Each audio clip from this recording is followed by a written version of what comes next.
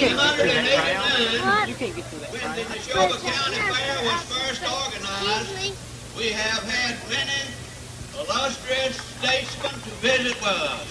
But this is the first time in our history that we have ever had a nominee for President of the United States.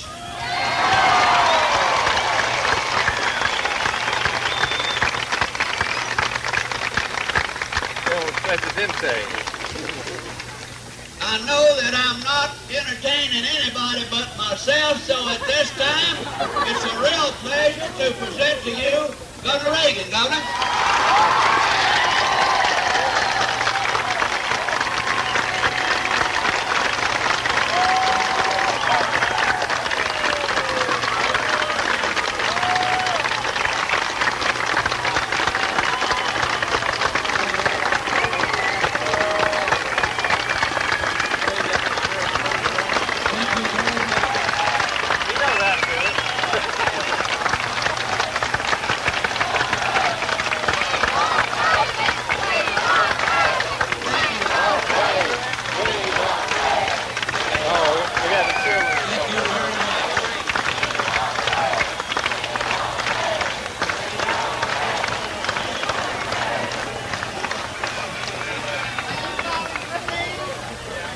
Thank you very much. Thank you. I think you all know, without my saying it, that Nancy and I have never seen anything like this. There isn't anything like this in the business.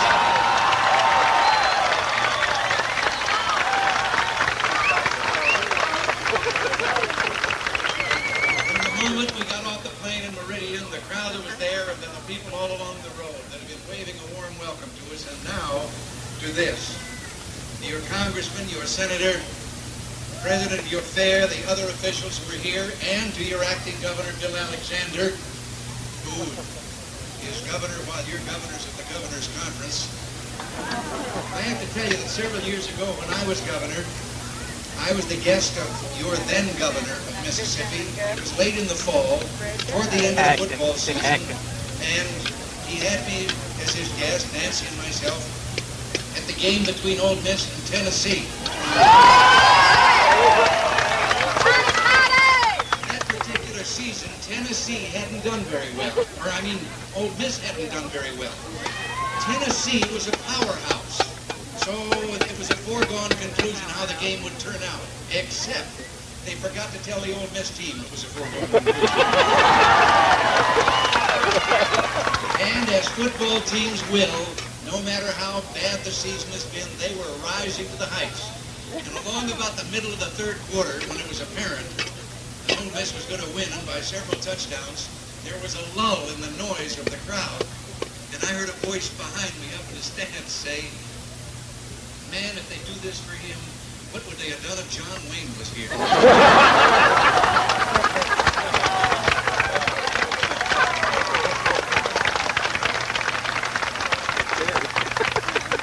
God rest his soul. I don't know whether John Wayne ever had this experience or not, but I wish he had, because I don't know of anyone who would have loved it more and been more at home here than the Duke would have been.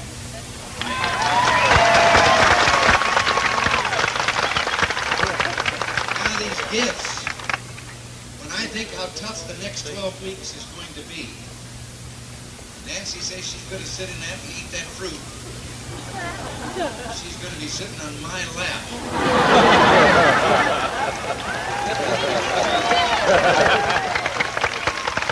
As a matter of fact, knowing what a campaign is like, I expect to sit in it for about 2 weeks, and then I'll start rocking. Finally, we'll get around to the buggy, but this is just wonderful. I know that in speaking to this crowd, that I'm speaking to what has to be about 90% Democrat.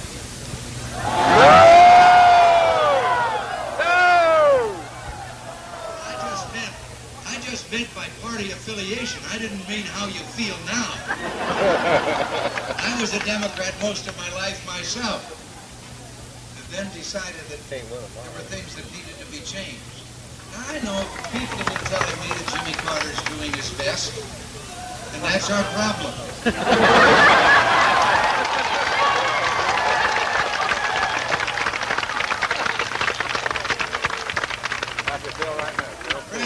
The president lately has been saying that I am irresponsible, and you know I'll admit to that if he'll confess he's responsible.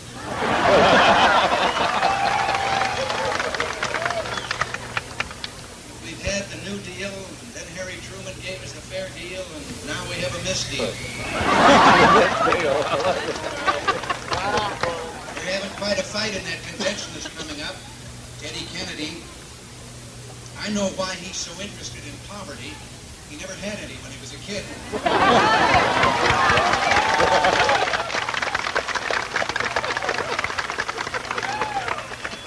All of us in this race, of course, you know, there's talk now about getting our commercials together and our television ads and so forth. I heard the other day that they've got one for Jimmy Carter. It's called The Best of the Carter Years. It's a 37-station break.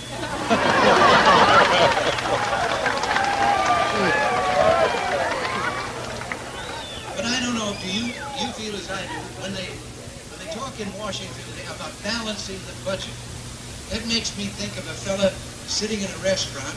He's ordered dinner. He knows he doesn't have any money in his pocket to pay for it, but he's hoping maybe he'll find a pearl in his oysters. Seriously, and I'm not going to take a great deal of time talking about the particular troubles. We know what confronts us in this country. We know that the administration for 3.5 years told us when it took office that it was going to reduce inflation to less than 4% and reduce unemployment to less than 4%, has betrayed the people with an inflation rate that they hope they might get back down to 10% after it having reached 18 at the beginning of the year. The unemployment in the months of April and May alone, 1,700,000 American working people lost their jobs. I don't know how many since. But probably the worst thing is what has been done to this country on the international scene.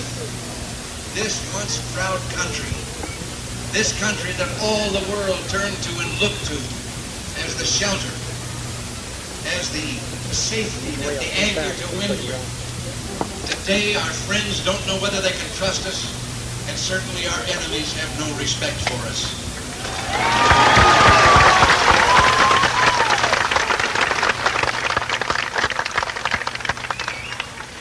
Our young men are told to pre-register in the event that we need a draft. May I suggest something that I think we need much more than that? Because I don't believe we need a peacetime draft. What we need is to recognize what we're asking of the young people of this country who are in the volunteer military, and then provide a pay scale and benefits commensurate with the job we're asking.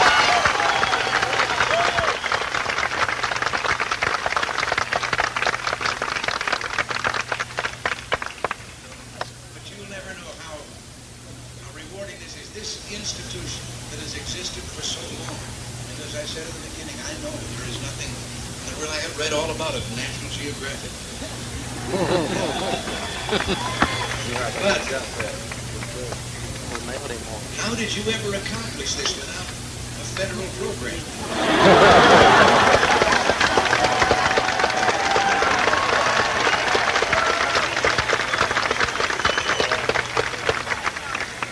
Sure, it's right that we should say we wanted to do something about unemployment and about inflation and about the value of our money and to get this country moving again. But I think even more important on a broader scale, in doing that, what we will really do and what we'll have to do is to bring back to this country what is so evident here. Bring back the recognition that the people of this country can solve the problems, that we don't have anything to be afraid of as long as we have the people.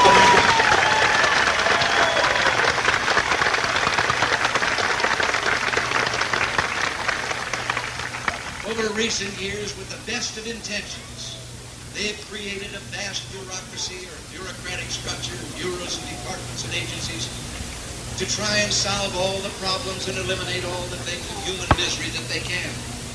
They have forgotten that when you create a government bureaucracy, no matter how well-intentioned it is, almost instantly its primary priority becomes preservation of the bureaucracy.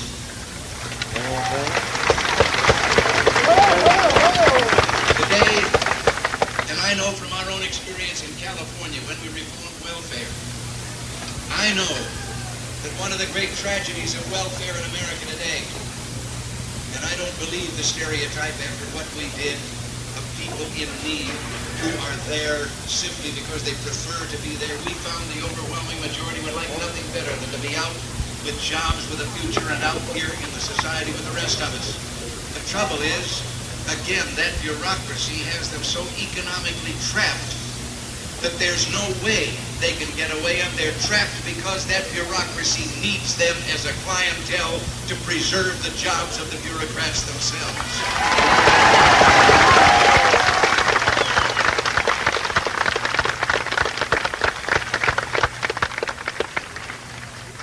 I believe there are programs like that, programs like education, others that should be turned back to the states and the local communities with the tax sources to fund them, and let the people choose them.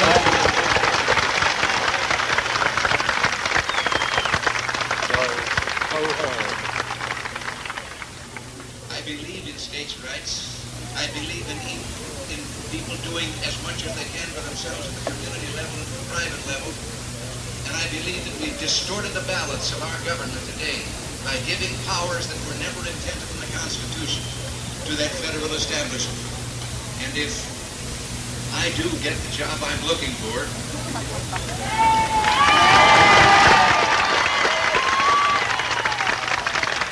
I'm going to devote myself to trying to reorder those priorities and to restore to states and local communities those functions which properly belong there. I'm going to try also try to change federal regulations and a tax structure that has made this once great, powerful industrial giant in this land, in the world, now with a lower rate of productivity than any of the other industrial nations, with a lower rate of savings and investment on the part of our people, and put us back where we belong. Now I just want to conclude with a couple of words about something that inspired me last night, and I hope it will you too, and it's just an indication of why I still believe the answer to any problem confronting us lies with the people. Nancy and I attended a swimming meet in California last night. It's a little bit, in some ways, like this, in that it's a long-time institution at that particular community in Irvine. So young swimmers from all over the United States were there because this year they made it something more special. All the swimmers who were not able to compete to go to the Olympics and then be in Moscow, and I think properly so, because I don't think that the Soviet Union has any characteristic that qualifies it to hold the Olympics.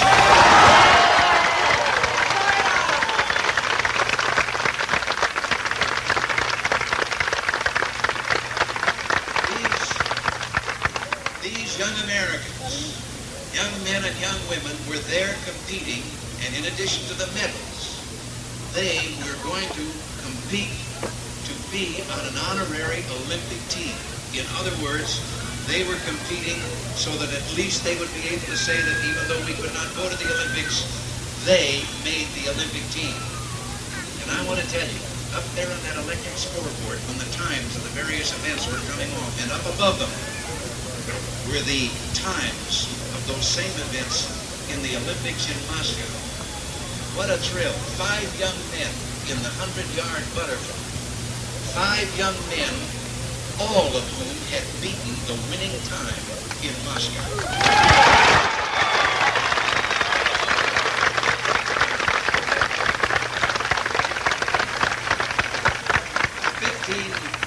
15-year-old girl in the same event for women not only holds now the world's record as a result of that meet, but she too last night beat the gold medal winner's time.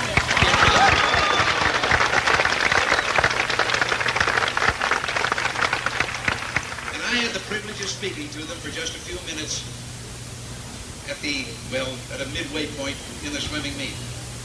And I called attention to the fact of the sacrifice that they had to make, more than most have to make, because of our feelings in this country about the Soviet Union and where the Olympics are going to be held. And I said, and I wasn't quite sure, I worried a little bit because I thought some of them might have been bitter about not being allowed to go. But I said to them anyway, I said, I hope that as the years go on, you will realize and be proud of your sacrifice because you will know that it was for the right cause. And those young people, those competitors came to their feet with a roar and a cheer that just sent shivers down my spine. They know what they've done. They're willing to make the sacrifice. And I think this country of ours is going to be in pretty safe hands from here on out.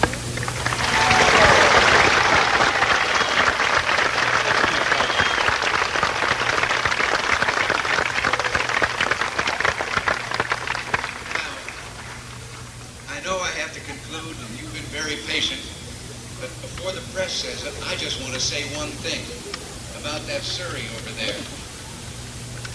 I can remember when I rode in one of those for real. Thank you all.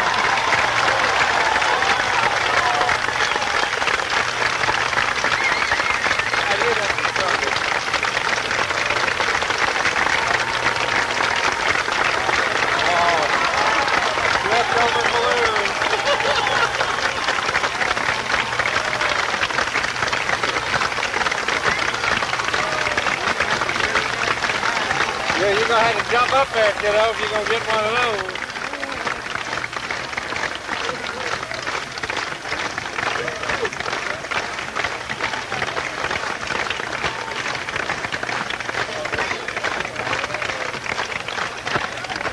You got it? Let you hear it, look.